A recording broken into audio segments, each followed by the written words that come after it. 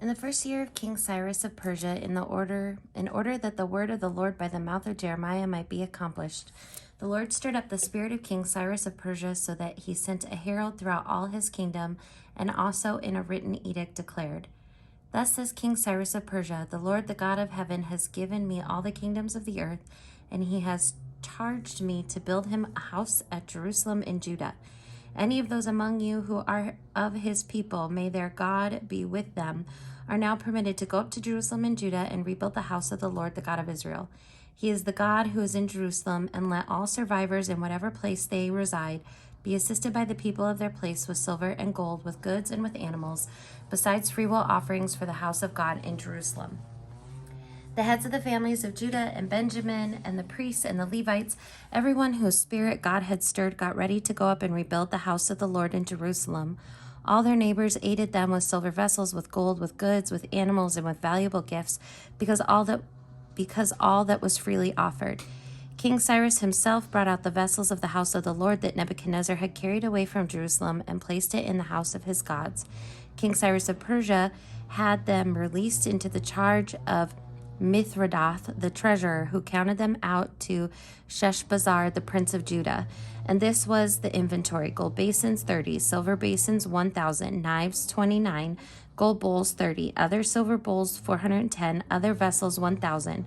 The total of the gold and silver vessels was 5,400. All these Sheshbazzar brought up when the exiles were brought up from Babylonia to Jerusalem.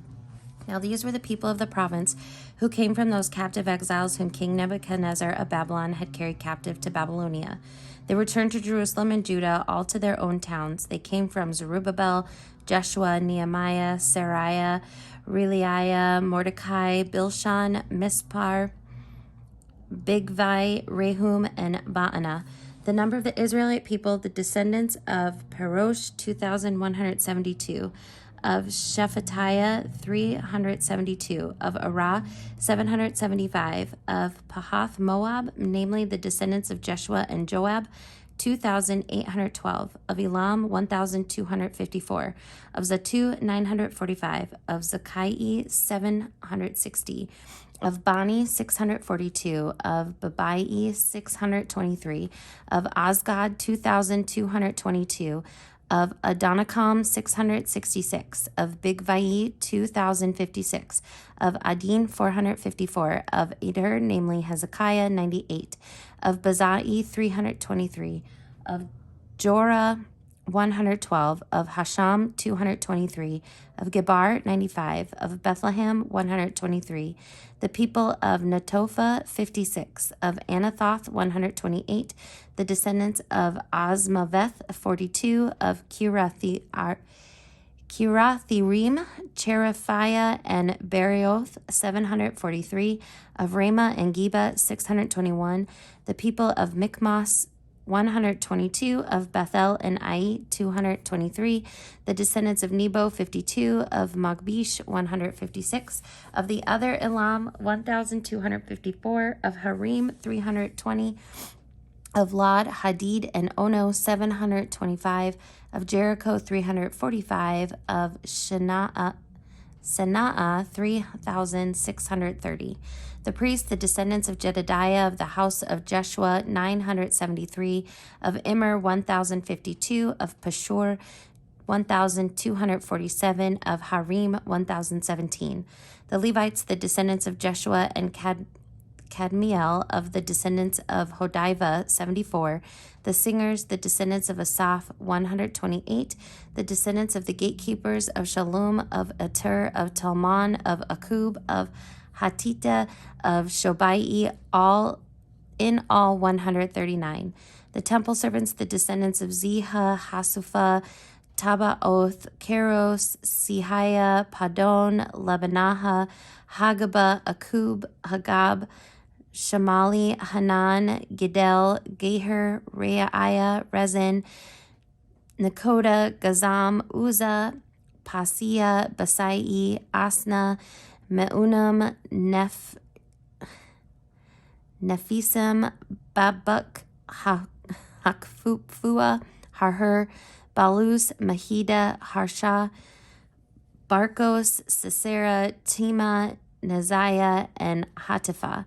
The descendants of Solomon's servants, Sotai, Hassophareth, Peruda, Jaala, Darkon, Gedel, Shephatiah, Hatil, Pohereth, Hazabaim, and Ami. All the temple servants and the descendants of Solomon's servants were 392.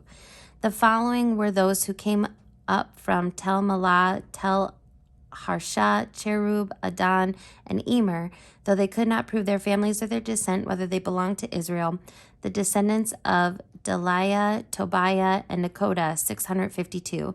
Also the descendants of the priests, the descendants of Habaiah, Hakaz, and Barzillai, who had married one of the daughters of Barzillai the Gileadite and was called by their name. Those looked for their entries in the genealogical records, but they were not found there, and so they were excluded from the priesthood as unclean. The governor told them that they were not to partake of the most holy food until there should be a priest to consult Urim and Thummim. The whole assembly together was 42,360, besides their male and female servants, of whom there were 7,337, and they had 200 male and female singers. They had 736 horses, 245 mules, 435 camels, and 6,720 donkeys. As soon as they came to the house of the Lord in Jerusalem, some of the heads of the families made freewill offerings for the house of God to erect it on its site. According to their resources, they gave to the building fund 61,000 derricks of gold, 50,000 minas of silver, and 100 priestly robes. The priests, the Levites, and some of the people lived in Jerusalem and its vicinity, and the singers, the gatekeepers, and the temple servants lived in their towns, and all Israel in their towns.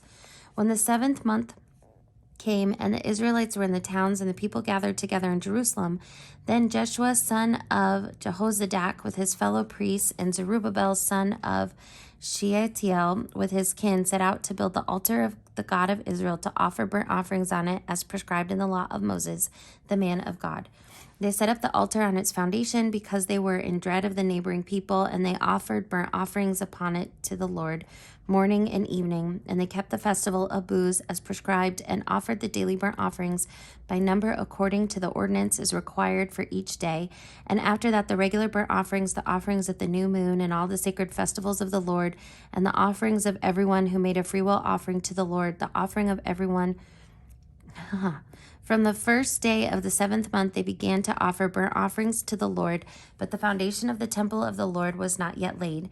So they gave money to the masons and the carpenters, and food and drink and oil to the Sidonians and the Tyrians, to bring cedar trees from Lebanon to the sea to Joppa, according to the grant that they had from King Cyrus of Persia.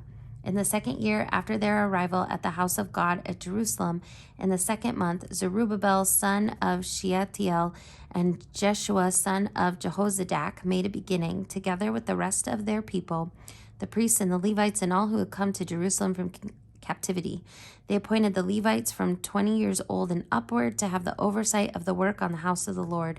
And Joshua with his sons and his kin, and Kadmiel and his sons, Benui and Hodiva, along with the sons of Henadad, the Levites, their sons and kin, together took charge of the workers in the house of God.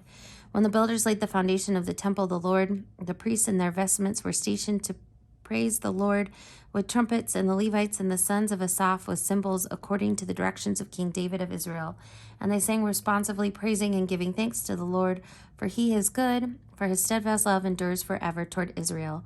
And all the people responded with a great shout when they praised the Lord, because the foundation of the house of the Lord was laid.